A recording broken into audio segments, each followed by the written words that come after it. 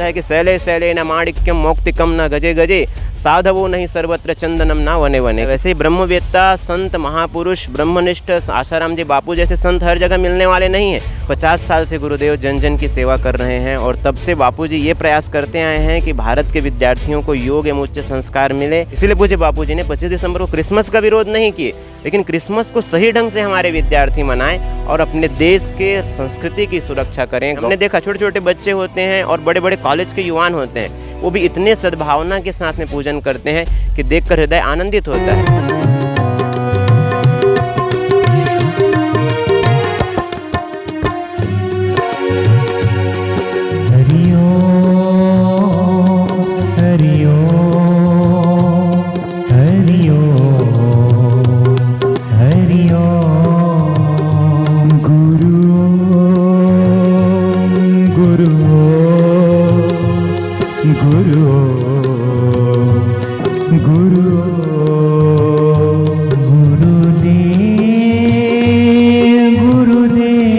विश्व गुरु हो भारत प्यारा, ऐसा है संकल्प हमारा। पूज्य बापू जी का संकल्प है।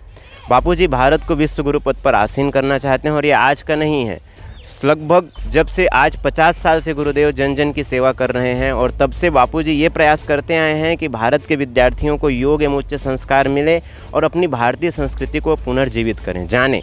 इस दौर पर हम अपनी संस्कृति को भूलते जाते हैं। आज के मॉडर्न एज में जो युवान हैं वो अपनी संस्कृति को भूलकर वेस्टर्न कल्चर को अपनाते हैं।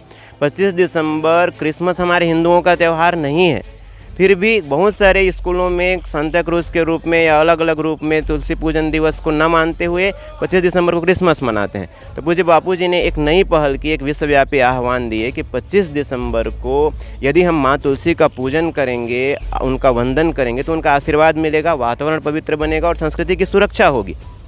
और संस्कृति की सुरक्षा जितनी अधिक मात्रा में होगी, लोग अपने अपने क्षेत्रों में तुलसी लगाएंगे, पर्यावरण पवित्र होगा और हमारी संस्कृति बचेगी। क्यों कि विद्यार्थी जीवन में यदि माता पिता के पूजन के संस्कार, ऐसे दिव्य औषधियों के पूजन के संस्कार यदि हों तो भारत तो विश्व गुरु बनना ही है। इसीलिए पूज्य बापू जी ने 25 दिसंबर को क्रिसमस का विरोध नहीं किए, लेकिन क्रिसमस को सही ढंग से हमारे विद्यार्थी मनाएं और अपने देश के संस्कृति की सुरक्षा करें, गौरवमयी संस्कृति हमारी बने और भारत विश्व गुरु पद पर आसीन हो। विश्वव्यापी अभियान कहने का मतलब पूज्य बापू जी के जो साधक हैं अलग अलग क्षेत्रों में हैं और अलग अलग क्षेत्रों में प्रयास कर रहे हैं। आज पूरा भारत ही नहीं बल्कि विश्व भर को देखें तो हमारे लिए क्षेत्र बहुत बड़ा है, पर सेवा करने वाले जो सेवाधारी हैं वो बापू जी के आम साधक ही हैं।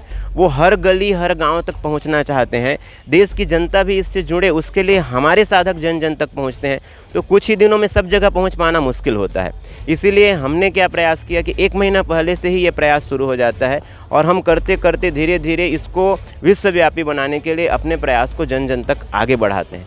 इसीलिए पूज्य बापू जी का ये जो आह्वान है 14 फरवरी मातृपितृ पूजन का कहें अथवा तो 25 दिसंबर तुलसी पूजन दिवस का कहें, क्योंकि शास्त्रों में भी आया है, सुभाषित श्लोक में भी आता है कि शैले शैले न माणिक्यम मौक्तिकम न गजे गजे साधवो नहीं सर्वत्र चंदनम ना वने वने। कि हर चंदन का वन जो है वो हर जगह पे नहीं मिल सकता है, हर गज को मुक्ति नहीं प्राप्त हो सकती है और हर पर्वत पर आपको मणि नहीं प्राप्त हो सकता है। वैसे ही ब्रह्मवेत्ता संत महापुरुष ब्रह्मनिष्ठ आसाराम जी बापू जैसे संत हर जगह मिलने वाले नहीं हैं और उनको मानने वाले साधक सेवानिष्ठ जो हैं उतनी तत्परता सेवा करने वाले लोग भी मिलने वाले नहीं। आज चुनावी माहौल में देखें, रुपये पैसे के बल पे कार्यकर्ता भले कार्य करते हो ना करते हो उनकी बात जाने, लेकिन बापू जी के साधक निःशुल्क रूप से अपनी संस्कृति की सुरक्षा के लिए अपने गुरुदेव के प्रति नतमस्तक होकर जन जन में 25 दिसंबर को तुलसी पूजन दिवस मनाने का आह्वान करते हैं और विद्यार्थी बड़े प्यार से पूजा करते हैं। हमने देखा छोटे छोटे बच्चे होते हैं और बड़े बड़े कॉलेज के युवान होते हैं, वो भी इतने सद्भावना के साथ में पूजन करते हैं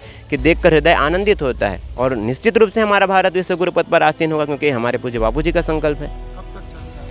25 दिसंबर से 1 जनवरी तक विशेष रूप से जिन समय में लोगों का अधिक से अधिक पतन होते हैं शराब के माध्यम से, डिस्को डांस के माध्यम से, उन दिनों में ये कार्यक्रम चलेंगे और हमारी संस्कृति की सुरक्षा होगी। 25 तारीख से लेकर 1 जनवरी तक विशेष रूप से ये अभियान चलाया जाएगा।